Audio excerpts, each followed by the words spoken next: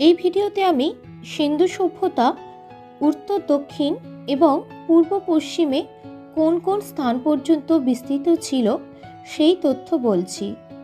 সিন্ধু সভ্যতার প্রধান প্রধান কেন্দ্রগুলি সম্পর্কে আমি আগেই বলেছি। সিন্ধু সভ্যতা উত্তরে মান্ডা, দক্ষিণে দাইমাবাদ, পূর্বে আলমগীরপুর এবং পশ্চিমে সুতকাগেন্ডর পর্যন্ত বিস্তৃত ছিল। মান্ডা জম্মু ও কাশ্মীরের চেনাব নদীর তীরে এটি অবস্থিত। এটি গুরুত্বপূর্ণ বাণিজ্য কেন্দ্র ছিল। দাইমাবাদ মহারাষ্ট্রের আহমেদনগর জেলায় অবস্থিত। ব্রোঞ্জের বিভিন্ন জিনিসপত্র যেমন রথ, হাতি, গন্ডার পাওয়া গেছে।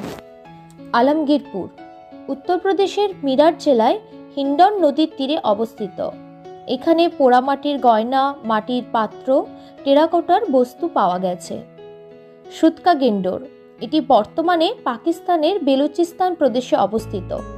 এটি সিন্ধু সভ্যতার একটি প্রধান সামুদ্রিক বন্দর ছিল, যা পারস্য উপসাগরীয় অঞ্চল ও মেসোপটেমিয়ার সাথে বাণিজ্য করত।